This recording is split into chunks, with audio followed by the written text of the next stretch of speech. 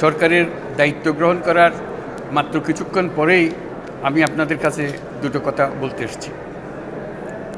আজ দ্বিতীয়বার যারা স্বাধীনতার স্বাদ আমাদের সকলের জন্য সম্ভব করল, সেই বৈষম্য বিরোধী ছাত্র আন্দোলনের শহীদ ছাত্র জনতা এবং এতে আহত অসংখ্য আন্দোলনকারীকে স্মরণের মাধ্যমেই দেশবাসীকে আমি কিছু কথা বলতে চাই।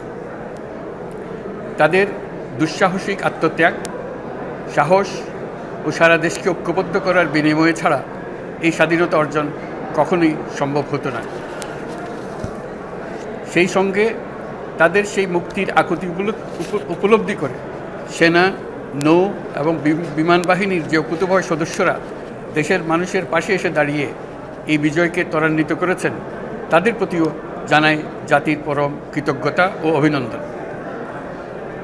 ছাত্র জনতার অভ্যুত্থানে আমাদের দ্বিতীয় স্বাধীনতা অর্জন উৎসবের মুহূর্তে এই স্বাধীনতাকে নস্যাৎ করার জন্য ষড়যন্ত্রকারীরা দেশে একটা অরাজকতার ও ভীতির পরিবেশ সৃষ্টি করেছে।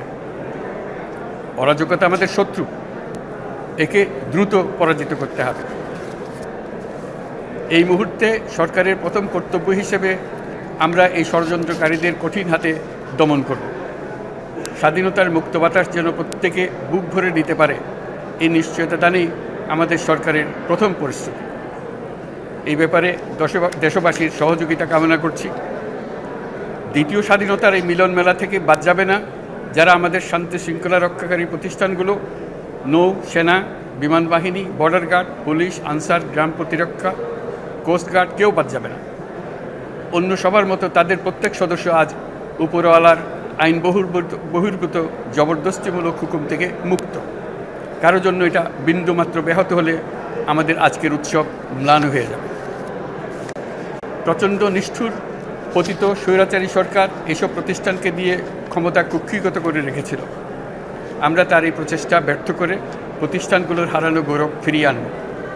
এই ঘৃণ্য চেষ্টায় ব্যবহৃত হয়ে যারা অপরাধ সংগঠিত করেছে তাদেরকে আইনানুগ বিচারের মাধ্যমে শীঘ্রই উপযুক্ত শাস্তি দেওয়া হবে। একই কথা দেশের সকল মন্ত্রণালয়, সংস্থা, শিক্ষা প্রতিষ্ঠান, নানা কর্মক্ষেত্রের জন্য প্রযোজ্য। সর্বত্র অপরাধীর বিচার হবে। আজ প্রত্যেকটি প্রতিষ্ঠান ও তার সদস্যরা নিজ নিজ কর্তব্য পালন করার মাধ্যমে দ্বিতীয় স্বাধীনতাকে উপভোগ করবেন, দেশকে গৌরবের শীর্ষে নিয়ে যাবেন এবং দেশবাসীকে এবং জগৎবাসীকে উপভোগ করার সুযোগ করে দেবেন। আমি জাতির পক্ষ থেকে প্রত্যেকে নির্ভয়ে আনন্দ চিত্তে নিজ নিজ কর্মস্থলে নিজ নিজ সামর্থ্য নিয়ে এগিয়ে আসতে অনুরোধ করছি।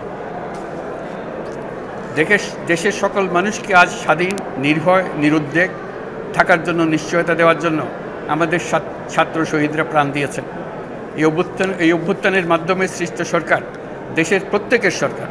এখানে থাকবে সকলের আকাঙ্ক্ষা পূরণের অধিকার। অরাজকতার বিষবাষ্প এখন যেই ছড়াবে, বিজয়ী ছাত্র জনতা সহ মুক্ত মানুষের আইনশৃঙ্খলা বাহিনীর পূর্ণ শক্তি তাকে ব্যর্থ করে দেবে। নিষ্ঠুর স্বৈরাচারী সরকার দূর হয়ে গেছে।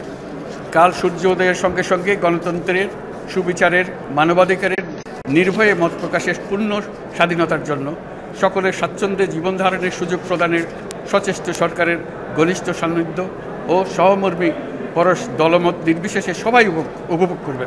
এটাই আমাদের লক্ষ্য। আমাদেরকে এই লক্ষ্য পূরণে সাহায্য করুন। সারা বিশ্ব আজ অবাক হয়ে বলছে, সাবাস বাংলাদেশ, সাবাস বাংলাদেশের ছাত্র জনতা।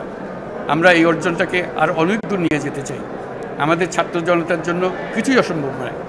আমাদের তরুণরা অসম্ভবকে সম্ভব করতে পারে, তারা সেজন্য প্রতিজ্ঞাবদ্ধ।